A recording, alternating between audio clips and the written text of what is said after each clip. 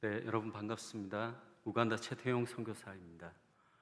혹시 2001년, 2002년도에 초등부나 중등부에 있었던 청년들이 있나요? 아마 여러분 3천 정도 될 수도 있겠죠. 제가 그때 초등부 그리고 중등부에 교육 전도사로 있었습니다. 오늘 우리가 하나님의 은혜를 나눌 텐데 특별히 하나님의 희망을 중심으로 말씀을 나누도록 하겠습니다. 여러분, 제가 간단한 그림을 하나 가지고 왔는데 저 그림은 뭐냐면 전 세계에서 유튜브에서 한국 K-팝을 클릭한 조회수입니다. 총 거의 8억 회 정도 전 세계 젊은이들이 한국의 K-팝에 열광하고 있습니다. 그 밑에 보면 많이 있죠. 특히 아시아가 많고요, 북미 쪽도 많고요, 심지어 아프리카에서까지 200만 명 정도가 한국 K-팝에 관심을 가지고 있습니다. 외국인에게 물어봤습니다. 한국 하면 떠오르는 단어가 무엇입니까? 라고 하니까 대부분 많은 사람들이 K-팝, 한류, 한식, 최근 들어서 한국 음식을 굉장히 좋아하는 사람들이 많습니다. 빨리빨리 문화, 눈치. 여러분, 한국 분들이 눈치가 빠른 게 사실인가요? 네. 근면, 성실, 기술력. 특히 전 세계는 지금 삼성, LG, 현대, 기아차가 엄청나게 인기가 높고 많이 팔리고 있습니다. 그리고 부정적인 이미지가 하나 있는데 분단국가라는 것. 그리고 한국 하면 정이 많다. 지금 전 세계에서 한국의 인기가 굉장히 높습니다. 제가 대구에 내려오기 전에 서울에 우간다 손님과 함께 서울에서 한 일주일 머물렀는데요. 그분이 서울을 배우고 싶어서 우간다에서 저와 함께 온 분이었습니다. 가는 곳곳마다 한국 사람보다 외국 분들이 더 많아요. 특히 여러분 명동 가보셨나요? 명동에서는 한국말 듣기가 정말 힘들어요. 한 100명 중 한두 명 정도가 한국 분이고 대부분 중국, 일본, 동남아, 심지어 미국 또는 유럽, 아프리카에서 오신 분이었습니다. 다시 말하면 지금 한국 사회는 전 세계에서 가장 핫한 그런 나라 중에 하나입니다. 많은 청년들이 한국을 배우기 위해서 한국으로 몰려들고 있습니다. 그럼 지금 제가 사는 아프리카에서는 한국이 어떤 나라일까요? 아파트? 똑똑하네. 저걸 어떻게 알았어요? APT. 여러분, 지금 한국이 아프리카에서도 굉장히 핫한 나라가 되었습니다. 주몽을 모르는 사람이 없어요. 그래서 제가 주몽이 우리 옆집에 살아 그러면 really? 그러면서 사인 좀 받아달라고. 이번에도 제가 주몽 사인을 한 3개 받아가야 되는데 혹시 사인해 주실 수 있는 분 계십니까? 주몽뿐만 아니라 그 강남 스타일을 모르는 사람이 없어요. 그리고 BTS 하면은 아프리카 여자애들이 난리가 납니다. 제가 여기 오기 얼마 전에 저희 학생 중에 하나가 저를 찾아와서 저에게 이렇게 물었습니다. Do you know song of apart? 그래서 제가 I know that song very well. 옛날에 그 윤수일이 불렀던 별빛이 흐르는, 제가 딱 불러줬거든요. No, no, no, no, not that song. 제가 깜짝 놀랐어요. 무슨 노래? What kind of a song do you mean? 아파트 이렇게 하는 거 맞나요? 새로운 버전이 나왔다는 거예요. 그래서 제가 찾아봤습니다. 역시 새로운 세대에 맞게 리메이크를 해서 나왔는데 그 노래가 지금 전 세계를 뒤덮었고 지금 약간 유행이 지났나요? 이처럼 아프리카뿐만 아니라 여러분 전 세계가 한국을 한국을 envy,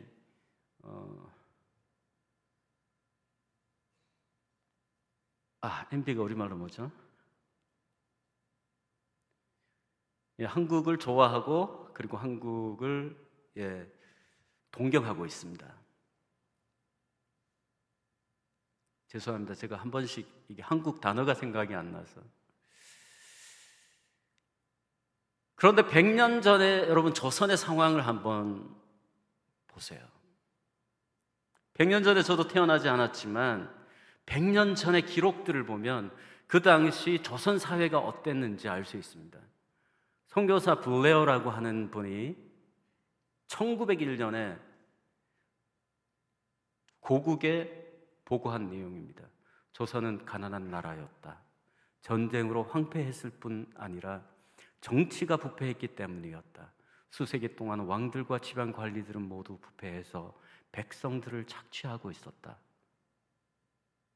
건장한 한국 사람들이 국가적인 불행을 슬퍼하는 것을 보았을 때 우리는 동정을 금할 수가 없었다. 그들은 우리에게 와서 이렇게 말했다. 이 세상에 우리나라처럼 가난하고 불행한 나라가 있겠습니까? 그들은 지금 가련하고 불쌍하고 가난하고 눈멀고 벌거벗게 되었다. The Korea Pentecostal라고 하는 책 페이지 16에서 24, 25에 나오는 내용입니다. 여러분, 지금은 전 세계에서 한국이라는 나라가 굉장히 핫한 나라가 되었어요. 모든 젊은이들이 한국을 배우고 싶어 합니다. 그러나 100년 전 우리 할아버지의 아버지들이 살아가던 이 땅 조선은 세계에서 가장 가난하고 좌절과 절망이 뒤덮고 있던 그런 나라였습니다. 이런 나라에 120년 전에 서양에서부터 한국 선교가 시작되었습니다. 여러분, 우리나라의 개신교 첫 번째 선교사가 아펜젤라라고 하는 선교사입니다. 왼쪽에 있는 그림. 그 부인이 아펜나지라고 하는 선교사예요. 그 밑에 보면 언더우드 홀튼이라고 하는 두 번째 선교사가 나타나고 있습니다. 여러분, 조선이 전 세계에서 가장 절망적일 때 하나님께서 이 땅을 사랑하시고 서구의 선교사들을 보내서 이 땅을 바꾸기 시작했습니다. 어떤 일들이 일어났을까요? 서구의 선교사들이 이 땅에 와서 가장 먼저 한 것은 뭐냐 하면요, 학교를 세우기 시작했습니다. 그 당시에 연희 전문 학교를 세웠는데 지금은 그 학교가 여러분들이 가고 싶어하는 연세대학교가 되었습니다. 언더우드 선교사가 세운 학교입니다. 지금은 세계적인 명문 학교가 되었습니다. 여러분, 세계 탑 100, 세계에서 제일 좋은 100개 대학을 선정하면 연세대학교가 들어가죠. 네, 그만큼 좋은 대학이 되었어요. 100여 년 전에 서구의 선교사들이 이 땅에 눈물 흘리면서 세웠던 학교가 바로 저 학교입니다. 그 다음에 한국의 모든 여자 여학생들이 가고 싶어하는 이화학당, 메리 스크랜턴이라고 하는 선교사가 이화학당을 세웠는데 지금의 이화여대가 되었습니다. 여러분, 대구에도 선교사가 세운 학교가 있습니다. 여러분이 잘 아는 계명대학교입니다. 에드워드 아담스라고 하는 선교사가 대구 지역을 와서 이 대구 지역에 정말 하나님의 학교가 필요하다, 그래서 세운 학교가 지금은 계명대학교가 되었습니다. 선교사들이 이 땅에 와서 두 번째로 한 사역이 무엇이었냐면요, 교회를 세우는 일이었습니다. 여러분, 저 교회가 어떤 교회인지 아세요? 서울에 있는 세문안 교회입니다. 여러분, 저 기와집으로 세운 그 교회가 첫 번째 교회입니다. 선교사들이 세운. 지금은 교회를 새롭게 세워서 저렇게 크고 멋있게 교회를 세웠습니다. 대구에도 선교사들이 직접 세운 교회가 있습니다. 저 교회가 무슨 교회인가요? 네? 어떻게 아세요? 대구제일교회입니다. 선교사 배위량이라고 하는 분이 대구에 와서 처음으로 세운 교회가 대구제일교회입니다. 세 번째는요, 그 서구의 선교사들이 한국에 와서 한 세 번째 사역은 병원을 세우고 가난하고 병든 자를 치료하는 사역을 했습니다. 왼쪽에 보면 제중원이라고 하는 우리나라의 첫 번째 서양식 병원을 선교사들이 세웠습니다. 지금은 그 병원이 세브란스 병원이 되어서 전 세계에서도 가장 좋은 그런 병원으로 지금 성장하고 있습니다. 여러분, 대구에도 똑같은 병원이 있습니다. 대구에도 제중원을 세웠는데 그게 바로 동산병원의 전신입니다. 지금은 그 성서 쪽에 엄청난 병원을 세워서 대구 경북 지역의 환자를 위해서 섬기고 그리고 환자를 치료하고 있습니다. 마지막으로는요, 선교사들이 좌절과 절망의 땅, 어둠의 땅, 이 조선에 와서 했던 사역이 뭐냐 하면 사람을 키우는 일을 했습니다. 맨 왼쪽에 보이는 여자가 우리가 잘 아는 저 여자분이 유관순 누나입니다. 감옥에서도 끝까지 민족을 사랑하는 마음을 지키며 신앙을 지켰던 유관순. 안창호, 독립운동의 대명사 안창호 선생님. 길선주 목사님. 여러분, 길선주 목사님은 평양 대붕운동에 있어서 굉장히 중요한, 다시 말하면 한국 기독교 역사에 있어서 굉장히 중요한 인물입니다.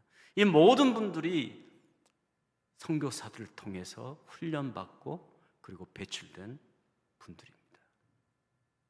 여러분, 모든 선교사들은 현장에 가면 내가 어떤 선교사를 해야 되지? 내가 이제 선교사로 아프리카에, 우간다에, 동남아시아에 왔는데 내가 선교를 어떻게 해야 하지? 고민합니다. 대부분의 선교사들은 자기 선교의 모델을 예수 그리스도의 사역에서 찾습니다.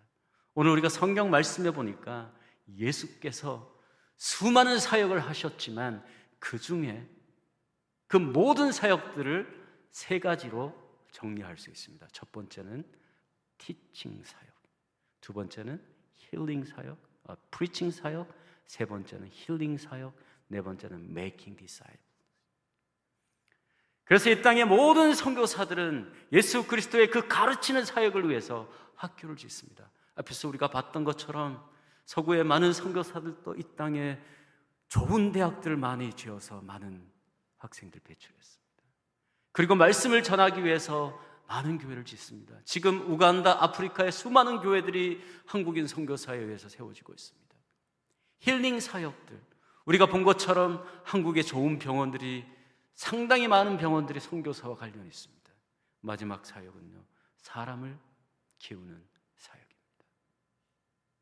100여 년 전에 1900년대 한국에서 예수 그리스도의 선교가 서양의 선교사들을 통해서 다시 일어났습니다. 예수 그리스도의 그 선교 사역이 서양의 선교사를 통해서 조선 땅, 좌절하고 절망된 조선 땅에 다시 일어났습니다. 그 100년 이후에 한국 선교의 계절이 도래했습니다. 세계 곳곳에 한국 선교사들이 가서 사람을 키우고 사람을 가르치고 말씀을 전하고 병든 자를 치료하는 이런 한국 선교의 계절이 도래했습니다. 2000년대 세계 선교 현황을 보면요, 얼마 전까지 순위가 한국이 2위였어요. 지금까지 미국이 13만 5천 명의 선교사를 파송했어요. 미국이 압도적인 1위였어요. 그리고는 한국이 2위였습니다. 그런데 최근에 남아메리카 브라질에서 선교의 그 불이 불일 듯 일어나서 지금 브라질이 2위가 되었습니다. 한국이 3위, 3만 5천 명의 선교사를 세계 곳곳에 파송해서 세계를 바꾸고 있습니다. 네 번째가 필리핀이고 다섯 번째가 나이지리아입니다. 그럼 우간다에서는 어떤 일이 벌어지고 있는가? 여러분, 저게 어느 대륙의 지도인지 아시겠어요? 아프리카 지도입니다. 혹시 우간다를 찾으실 수 있으신가요? 네. 중간쯤에 있죠. 네, 제가 사역하는 곳이 저곳입니다. 우간다는 100년 전의 조선 사회처럼 도둑과 강도와 테러가 난무하는 그런 땅입니다. 그리고 36년, 37년 때 대통령이 독재하고 있습니다. 1987년도에 무세베니라고 하는 대통령이 당선되었는데 아직까지 대통령을 합니다. 경제적으로 코로나와 빈곤 굉장히 심각합니다. 하루에 3끼를 먹는 사람이 없어요. 대부분의 사람들이 하루 한 끼로 연명하고 있습니다. 건강 문제는 굉장히 심각합니다. 말라리아와 장티푸스, 기타 여러 병들 때문에 유아 사망률이 전 세계에서 가장 높습니다. 그러니까 아이들을 한 10명 정도 낳는데 지금도 아이들이 다 자라고 보면은 한 7명 정도밖에 없어요. 한 3명 정도는 아기 때 다 사망하는. 우간다에서 가장 심각한 것은 교육 문제입니다. 아이들을 많이 낳다 보니까 아이들이 학교에서 제대로 교육을 못 받는 경우가 많습니다.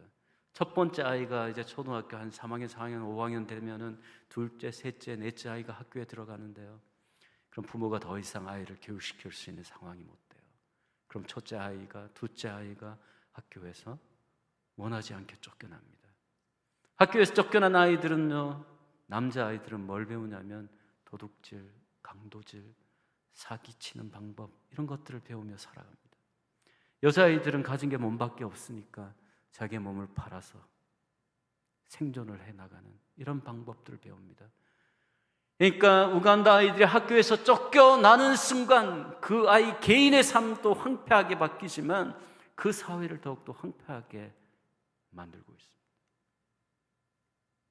제가 우간다와 관계를 맺게 된 것은 2007년도 우간다 단기 선교, 쿠미라는 지역에 한국인 선교사들이 만든 쿠미 대학교가 있습니다. 그 대학교에 방문하고 난 이후였습니다. 저희를 인도했던 가이드였던 선교사님이 쿠미 대학교로 저희들을 안내했고, 그리고 두 젊은 선교사들의 무덤으로 우리를 안내했습니다. 여러분 나이 또래 20대 초반의 두 젊은 봉사자가 한 명은 말라리아로 죽었고 한 명은 교통사고로 죽었어요.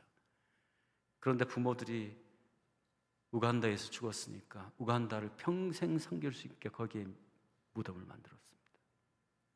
제가 저 앞에 무덤 앞에 서서 선교사님의 설명을 듣는데 갑자기 뜻하지 않는 일들이 제 안에서 일어나기 시작했습니다. 제가 처음으로 겪었던 일이었습니다. 제 배 안에서 무엇인가 감당할 수 없는 뜨거운 것들이 막 일어나기 시작했습니다. 그리고 그 뜨거운 것들이 제 가슴으로 올라와서 제 목으로 터져 나왔는데 그때 제가 원하지 않게 통곡하기 시작했습니다. 몇 분 정도 그렇게 울고 나서 제 마음 가운데 그때 제가 깨달았는 게요, 이 마음의 귀는 여기에 있는 게 아니라 여기 있구나. 제 마음 가운데 이런 목소리를 들었습니다. 사랑하는 대용아, 내가 너를 아프리카로 부른다. 너는 이곳에 와서 이 두 젊은이들의 남은 십자가를 져라. 그런 목소리가 제 가슴 안에서 들리기 시작했습니다. 제가 믿음이 좋아서 아멘하고 받았을 것 같습니까? 그 당시만 해도 제가 전혀 아프리카에 대한 어떤 계획도 없었습니다. 한국에 돌아와서 낮에는 열심히 교회 사역을 했는데 새벽마다 하나님 앞에 엎드려 기도할 때마다 하나님께서 제 마음 가운데 찔림을 주셨습니다. 그 당시에 제 마음 가운데 두 가지의 마음이 있었습니다. 하나는 하나님의 거룩한 마음, 아프리카에 네가 필요하다. 나는 너를 아프리카로 부른다. 아프리카에 와서 이 땅을 섬겨라. 또 하나는 저의 이기적인 마음, 하나님, 저는 한국이 좋아요. 한국에서 교회를 섬기고 그리고 신학교도 섬기고 싶어요. 그때 이미 저는 대학에서 박사과정 박사과정을 다 마쳤기 때문에 신학생들을 가르치고 싶은 열망이 많이 있었습니다. 이 두 가지 열망, 하나님의 거룩한 열망과 저의 이기적인 열망이 새벽마다 충돌하며 싸우는 것들을 제가 경험했습니다. 어느 날 마태복음 16장을 읽으면서 누구든지 나를 따라오려거든 자기를 부인하라. Empty yourself, deny yourself. 네 자신을 부인하고 take up your clothes. 너의 십자가를 지고 나를 쫓아가라. 이 두 가지가 깨달아지는 거예요. 그래, 내가 예수를 따라가기 위해서는 나를 부인해야 되겠구나. 나를 부인한다는 것은 내 안에 존재하는 내 의지를 하나님 앞에 꺾고 포기하고 주님의 의지대로 따라가는 것입니다. 그래서 우간다로 떠나게 되었습니다. 여러분, 우간다에서 주로 하는 사역은요, 예수님에게 예수님의 사역을 그대로 따라가려고 노력하고 있습니다. 첫 번째 제가 하는 사역은요, 티칭 사역입니다. 저것은 모든 민족 신학교입니다. 모든 민족 신학교는요, 그냥 우간다 학생들만 오는 학교가 아니에요. 주변에 많은 나라가 있습니다. 케냐가 있고요, 루안다, 콩고가 있고, 부룬디, 남수단, 그 주변에 수많은 나라에서 하나님의 말씀을 배우고 목회자가 되고 싶은 청년들이 저 학교에 와서 주의 말씀을 배우고 목회자 훈련을 받고 있습니다. 저는 저 학교에서 조직 신학 시스테매틱 디올로지라고 하는 그 파트를 가르치고 있습니다. 여러분, 저를 찾을 수 있겠어요? 일단은 컬러가 비슷하죠. 그러나 저를 찾으시려면 이 머리카락을 보시면 됩니다. 저는 반드시 직모이고 아프리칸들은 머리가 없죠. 학생들이 제 강의를 되게 좋아합니다. 그리고 많은 학생들이 제 과목을 신청해서 듣고 있습니다. 제가 강의를 한 1, 2년 정도 하다가 한계를 느꼈어요. 강의실에서 아이들을 가르치는 한계가 있다. 그래서 예수님처럼 제자 훈련을 해야 되겠다. 제자 훈련을 할 수 있는 가장 좋은 방법이 뭐냐? 함께 공동생활을 하는 거예요. 그래서 제가 제자들 몇 명을 픽업해서 저희 집에서 같이 먹고 자고 하면서 낮에는 말씀을 읽고 저녁에는 기도하고 3년짜리 코스를 만들었습니다. 그래서 3년 동안 아프리카 학생들과 같이 먹고 자고 말씀 읽고 기도하고 앞으로 그들의 삶의 비전을 함께 나누는 그런 시간들을 가졌습니다. 3년 이후에 제자 훈련을 마치고 파송하기 전에 찍은 사진입니다. 여러분, 저기에 한국 아이들 2명이 보이시나요? 찾으셨어요? 네, 하나는 큰아이인데 그 아이 이름이 최슬기입니다. 그리고 둘째가 여러분하고 같이 여기에서 신앙생활하는 최지인입니다. 이 아이들도 방학 때 거기에 와서 우리 신학교 학생들하고 같이 제자 훈련을 받았습니다. 그리고는 수료하기 전에 저렇게 사진을 찍은 겁니다. 최지인이 저기 아프리카 오기 전까지 대구에서 내노라 하는 농땡이였는데 잘 나갔습니다. 태권도가 3단이고 남자아이들 웬만한 아이들은 제압하고요. 그랬었죠. 그만하라고? 그런데 저 아이가 아프리카에 와서 아프리카 청년들과 함께 제자 훈련을 받고 돌아가면서 저를 안고 제 귀에다가 헉헉 울면서 아빠, 제가 이 세상에서 가장 존경하는 사람이 아빠예요. 그 전까지 한국에서 맨날 같이 싸웠거든요. 제가 교회에서 스트레스 받아 집에 돌아오면 애한테 성질 다 풀고 또 애들은 성질나면 또 저한테 풀고 이랬는데 아프리카가 우리 가정을 회복시켰습니다. 돌아가면서 아빠, 이 세상에서 가장 존경하는 사람이 아빠예요. 그 말을 듣는 순간 그동안 제 마음 가운데 있던 모든 아픔과 그리고 이 고통들이 다 씻겨져 내려갔습니다. 혹시 여러분 아빠 중에 문제 아빠 있으면 아프리카로 보내주십시오. 제가 잘 훈련시켜서 다시 보내드리겠습니다. 졸업식 사진입니다.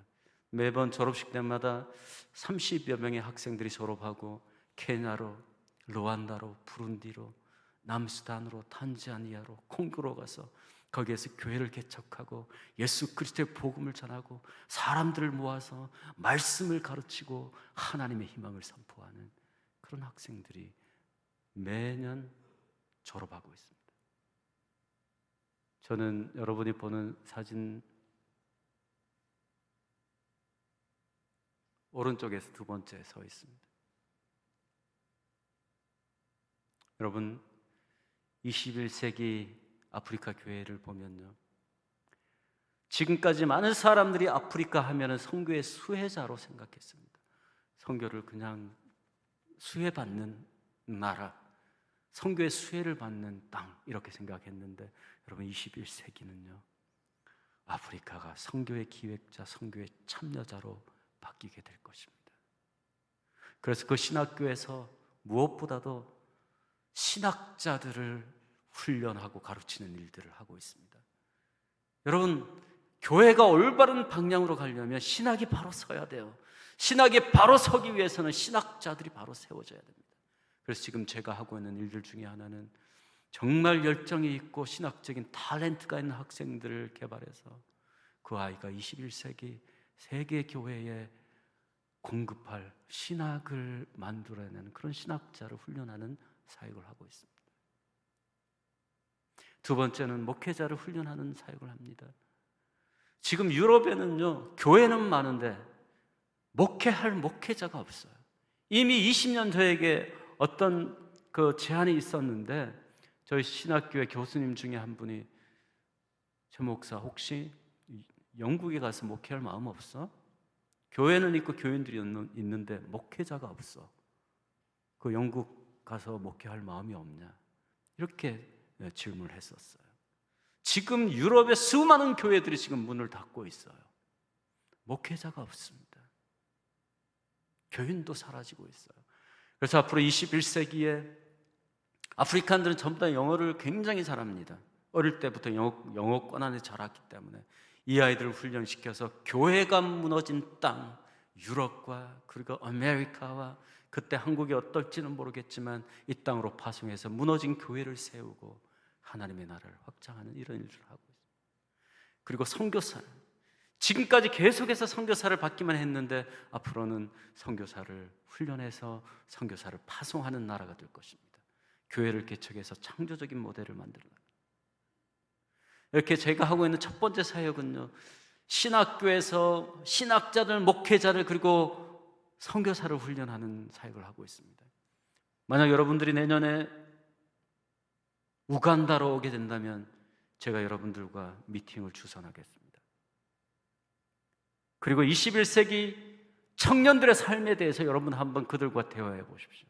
안 되면 제가 중간에 통역하겠습니다. 요즘 목사님도 영어 잘하신다고 제가 알고 있는데 목사님 통역하실 때입니다. 지난번에 청년팀이 왔어요. 그래서 제가 연결해 드렸습니다. 제가 한 2시간을 줬는데 5시간, 6시간 동안 한국의 미래에 대해서 그리고 우간다, 아프리카의 미래에 대해서 청년들이 서로 막 토론하기 시작하는데 그 시간을 통해서 제가 엄청나게 배웠습니다. 엄청나게 배웠습니다.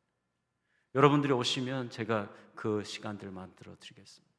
두 번째 제가 하는 사역은요, 희망의 언덕 초등학교라고 하는 초등학교를 운영하고 있습니다.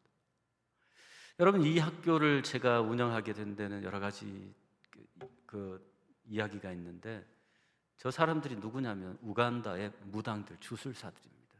저 우간다에는 아직도 이 무당들, 주술사들이 엄청나게 많이 있습니다. 오늘 담임 목사님도 설교 잠깐 하셨지만 우간다의 이 정신적인 세계를 아직도 장악하고 있는 사람들이 저 witchcraft라고 하는, 또 witch doctor라고 하는 주술사들이.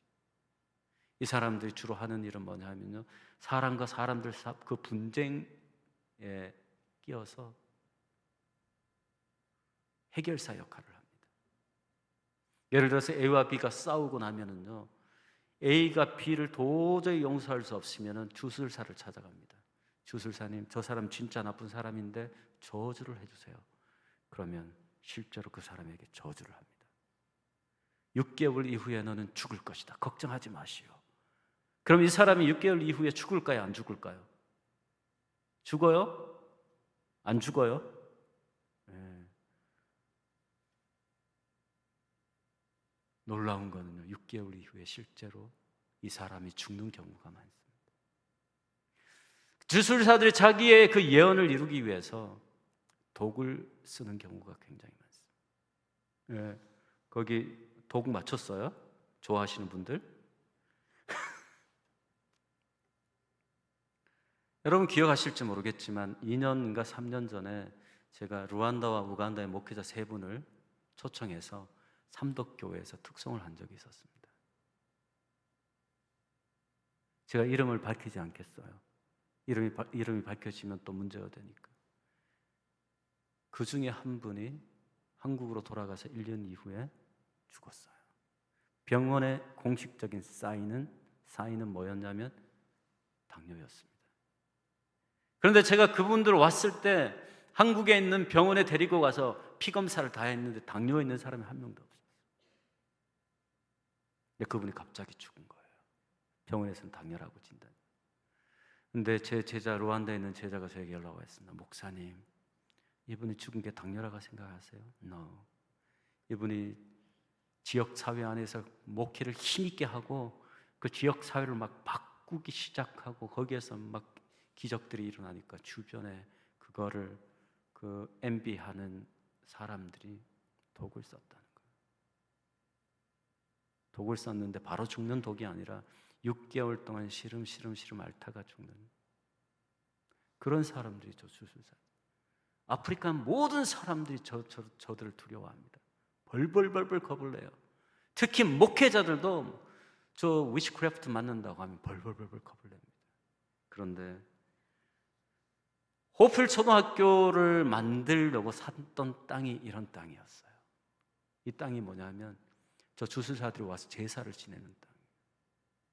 일주일에 한 번씩 적게는 10명, 많게는 30명씩 와서 어떤 때는 양도 잡고 어떤 때는 소도 잡고 이렇게 불을 태워서 제사를 지내는. 왠지 제가 저 땅을 한 30% 정도 싸게 샀어요. 그때부터 기도하기 시작했습니다. 하나님께서 저에게 이 땅에 학교를 짓고 그리고 새로운 세대의 지도자를 훈련하라고 허락하신 땅인데 이 땅에 저런 사람들이 있으면 되겠습니까? 주님 몰아내 주십시오. 저는 이렇게 기도하기 시작하면서 한 1개월 정도 지나면 저 위치크래프트들이 도망갈 줄 알았어요. 열심히 기도했는데 1개월이 지난 이후에 도망갔을까요? 막 더 열심히 와서 제사를 지내는 거예요. 하나님 왜 이렇게 하나님의 응답이 늦어집니까? 6개월 기도했습니다. 6개월 이후에도 그들은 꿈쩍하지 않았습니다. 2년째가 되던 해 제가 거의 지쳐서 하나님 나 이제 못하겠어요. 포기하고 싶어요.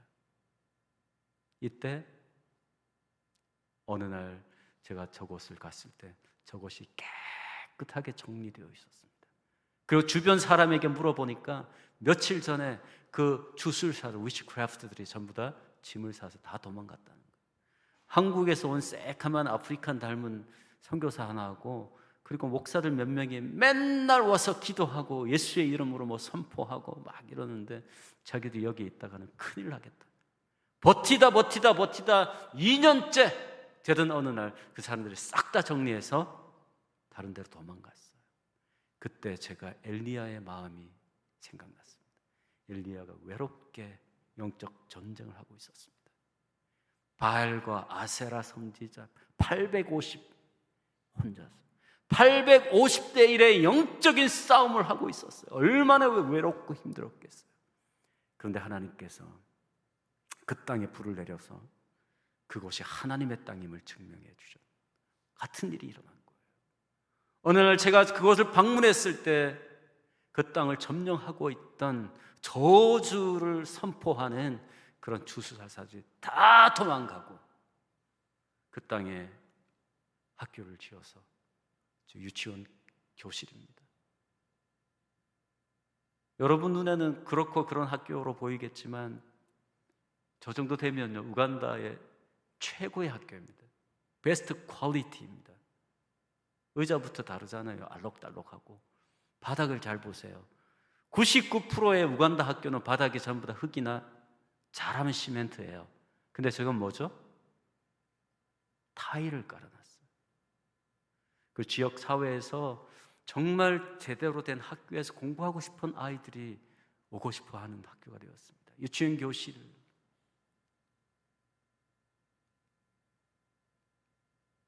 기숙사입니다.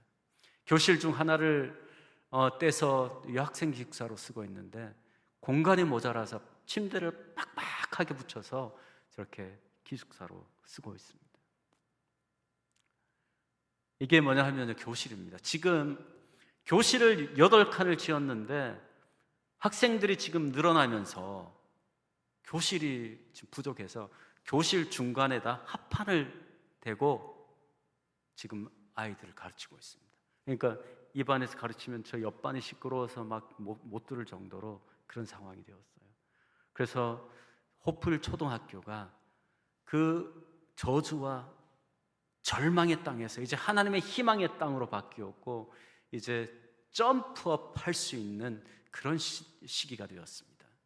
참으로 감사한 것은 여러분, 삼덕교회가 올해부터 1:1 결혼 사역을 시작했습니다. 아프리카에 있는 저에게는 정말 희망의 소식이었습니다. 선교사님, 삼덕교회가 호풀 초등학교 한 명의 영혼을 붙잡고 기도하고 1:1 결혼을 시작하겠습니다. 그래서 지금 호풀 초등학교에서요 130여 명의 학생들이 한국 여러분의 어머니 아버지로부터 후원을 받아서 아이들이 공부하고 있습니다. 여러분의 영적인 자녀 하나를 키우는 거예요. 모르겠어요. 지금 청년들 중에는 누가 그렇게 하고 있는지 모르겠지만, 여러분들의 아버지 어머니가 여러분들을 다 키우고 난 이후에 이제 아프리카에 있는 한 영혼을 입양해서 그 아이를 키우고 있어요. 이 아이가 초등학교 졸업하고 중학교, 고등학교 성인이 되어서 사회에 진출할 때까지 키우고 있습니다. 여러분, 저 사진은요 여러분보다 어린 한국의 고등학생들이 아프리카에 관심 있는 아이들이 동아리를 만들었어요. 우분투라고 하는, 우분투 뜻은 뭐냐면 공동체 정신. 그래서 우리 학교를 방문했습니다. 우리 학교를 방문하고 걔들이 가슴을 치며 통곡하면서, 선교사님 우리가 도울 게 있을까요? 니네들 도울까? 한 명씩 책임져. 우리 한 명씩 책임질게요. 그래서 한 달에 5만 원씩 해서, 물론 부모님들이 보내는 거지만 계속해서 지금 아이들 키우고 있습니다. 그 중에 한 명이 졸업했어요. 여러분들보다 더 어린, 그러니까 고등학교 아이가 현장에 와보고 내가 할 수 있는 일이 무엇인지 가르쳐 주세요. 마치 오순절 베드로가 성령을 경험하고 나서 밖에 나가서 예수 그리스도의 복음을 전했을 때 많은 사람들이 가슴을 치면서 어찌할꼬 그럼 내가 무엇을 해야 되겠습니까? 이런 일들이 일어났던 거예요. 고등학생 청년들이, 그럼 제가 해야 할 일이 무엇이죠? 그래서 제가 한 명 한 명을 맡겼습니다. 그 아이들이 지금 아프리카 아이를 후원하고 돕고 키우고 있습니다. 삼덕교회에 마음을 담아서 감사드립니다. 130명의 아이들이 건강하게 자라서 우간다의 리더가 되기를 소망합니다. 여러분, 학교의 방향, 제가 학교의 방향을 사람을 키우는 학교로 잡았습니다. 여러분, 아프리카에 있는 무슬림 학교를 보면요 기가 막힙니다. 얘들이 어떻게 사역하냐면요, 한 지역에 리서치를 들어갑니다. 그래서 그 지역에서 가장 가난하면서도 가장 똑똑한 아이들을 찾아냅니다. 똑똑한데 공부 못하는 아이들, 학비가 없어서 이 아이들을 전부 다 픽업을 해요. 그래서 초등학교 때부터 고등학교, 대학까지 장학금을 줘서 아이를 공부시킵니다. 제가 5년 전에 아프리카 우간다에서 굉장히 높은 지위에 있는 사람을 한 명 만났는데, 그 사람하고 대화하던 중에 깜짝 놀랐습니다. I was a Christian. 내가 크리스찬이었는데 지금 나는 무슬림이다. 에? 너 왜 크리스찬인데 지금 무슬림이 됐니? 심지어 자기 아버지, 어머니, 할머니도 다 크리스찬이었다는 거예요. 근데 자기 세대 때 무슬림으로 개종했다는 거예요. 제가 깜짝 놀랐습니다. 아니, 왜 그런 일이 일어났어? 우리 가정이 가난했어요. 아버지, 어머니가 나를 공부시킬 여력이 되지 않았어요. 그런데 무슬림 교회로부터 희망의 메시지가 전해왔습니다. 너 걱정하지 마라. 내가 공부시켜줄게. 그 지역에서 제일 좋은 초등학교를 공부하고 중학교, 고등학교를 마쳤어요. 뭐로? 무슬림 비용으로.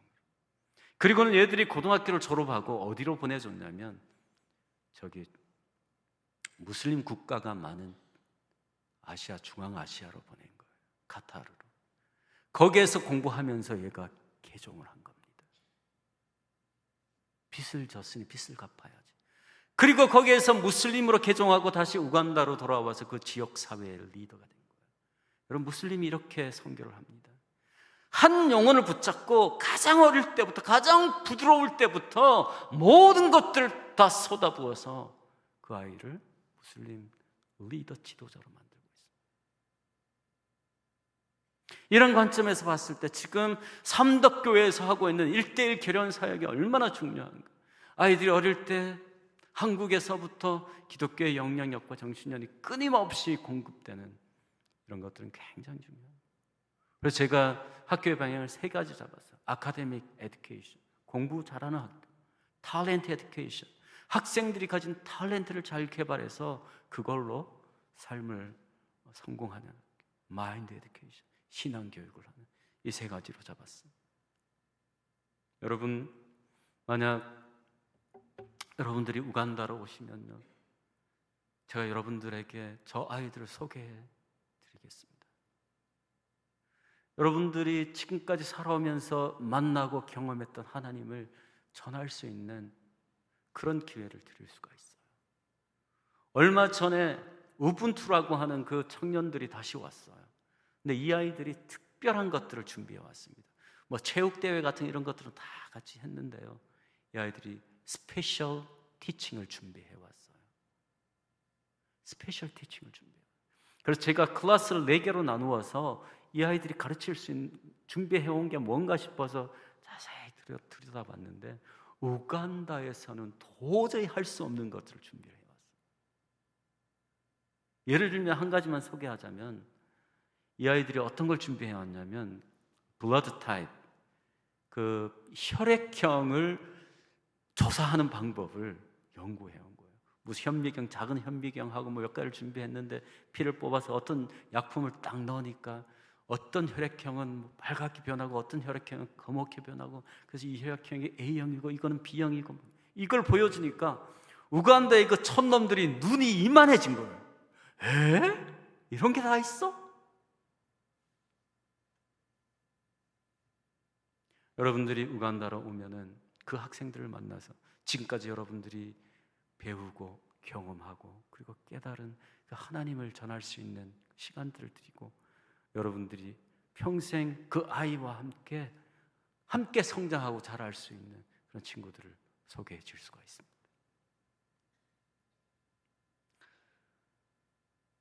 제가 마지막으로 하고 있는 사역 중에 하나는 차카투라고 하는 레퓨지 캠프, 난민촌.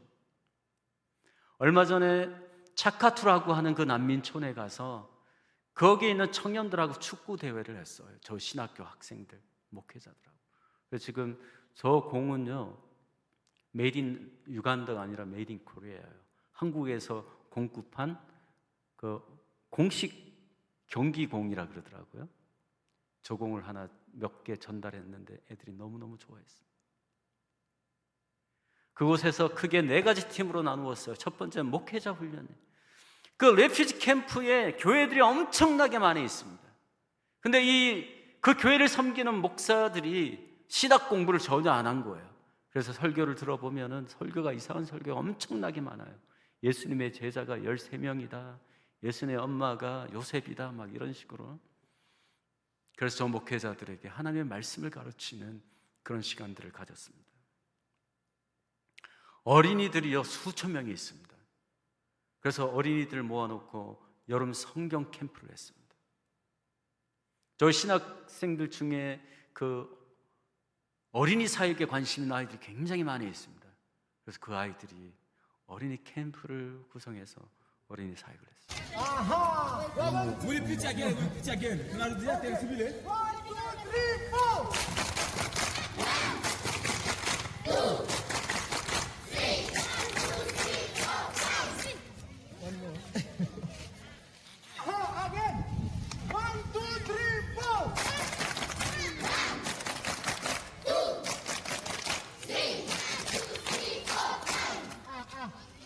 1, 2, 3, 4!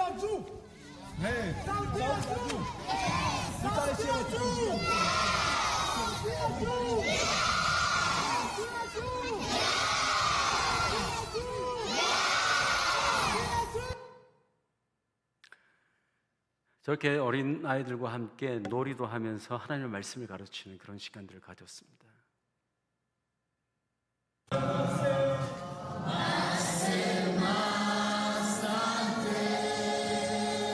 이 아이들은 청소년 아이들입니다.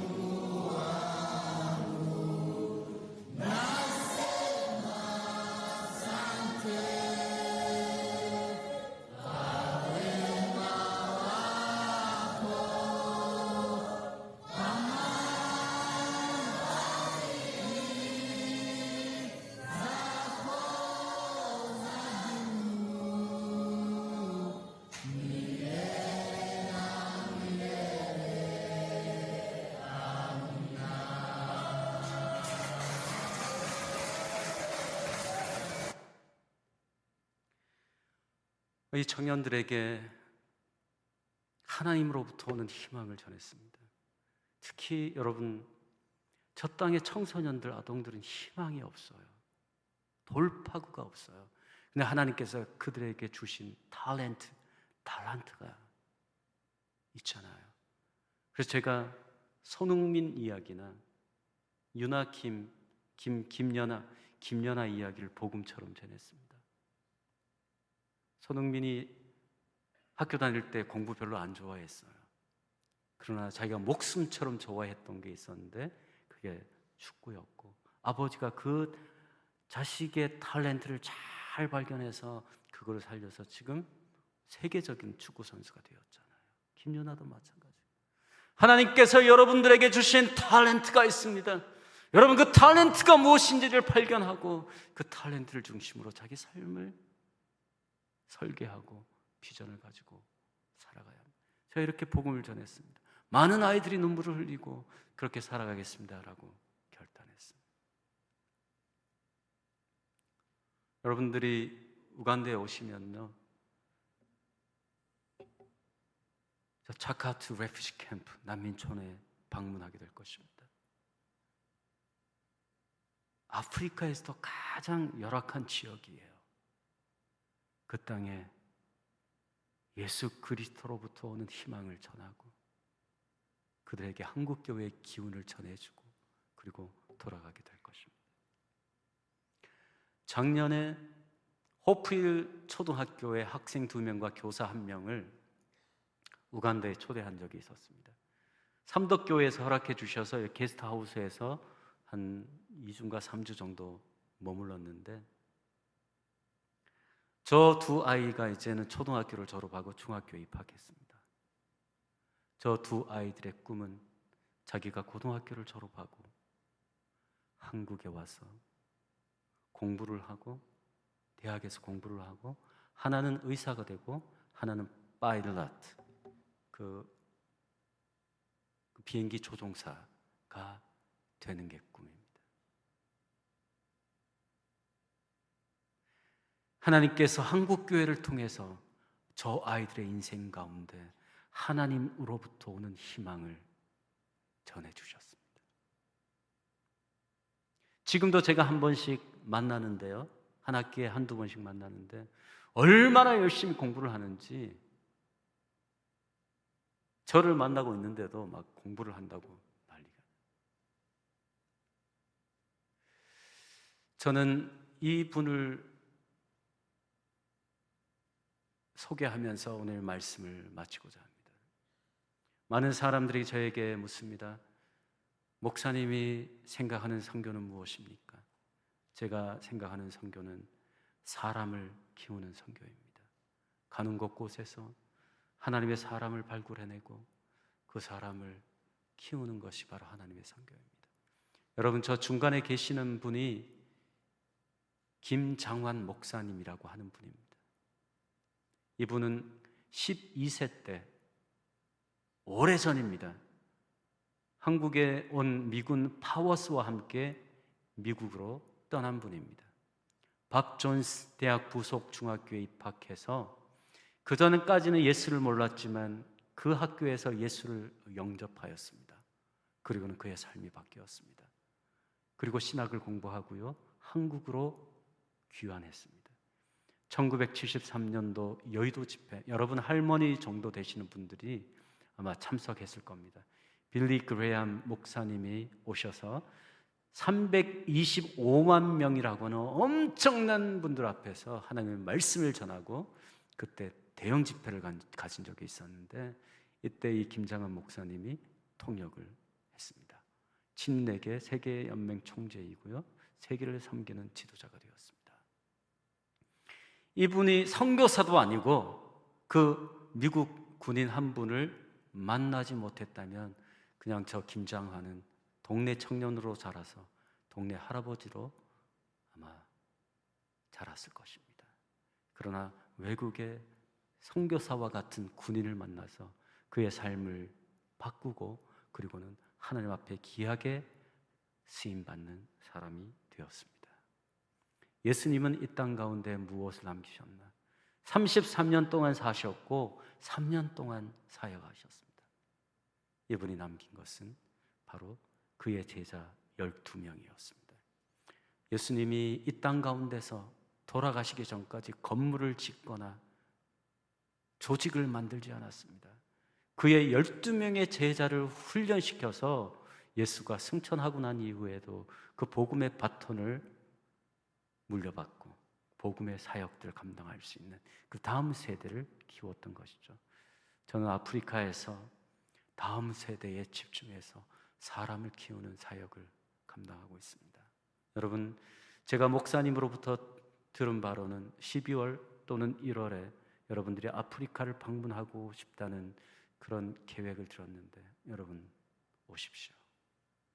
아프리카의 젊은이들을 만나서 여러분이 만난 예수 그리스도를 전하고 여러분의 삶 가운데 비전들을 전하고 나누는 과정을 통해서 여러분들이 함께 성장하고 또 아프리카의 새로운 다음 세대의 리더를 만나는 그런 일들이 있을 것입니다. 많은 사람들이 아프리카를 좌절의 땅, 절망의 땅이라고 말하지만 아프리카는 앞으로 희망의 땅이 될 것입니다. 세계 선교를 기획하고 세계 선교에 참여하고 그리고 세계를 이끌어 나가는 그런 대륙 중 하나가 될 것입니다. 감사합니다. 기도하겠습니다. 하나님 감사합니다. 오늘 아프리카 땅에서 어떤 일들이 일어났는지 함께 나누었습니다. 100여 년 전 참혹한 조선 땅을 긍휼히 여기시고 이 땅에 선교사를 보내어 이 땅을 바꾸신 것처럼 이제 아프리카 땅에 많은 선교사를 보내어 그 땅을 회복시키시고 세계 선교의 새로운 전략적인 중심지로 세워가고 계시는 하나님의 희망을 바라봅니다. 주님, 그 땅을 축복하여 주시고 그 땅 가운데 다음 세대를 이끌어 나갈 많은 하나님의 사람들이 세워지게 하여 주옵소서. 특별히 삼덕 청년부가 가지고 있는 아프리카 단기 선교 개혁위에 주님께서 축복하여 주시고 많은 청년들이 참여하여 보고 느끼고 경험하고 하나님을 전하고 돌아올 수 있는 귀한 축복의 시간 되게 하여 주옵소서. 예수님의 이름으로 기도합니다. 아멘. 우리 연이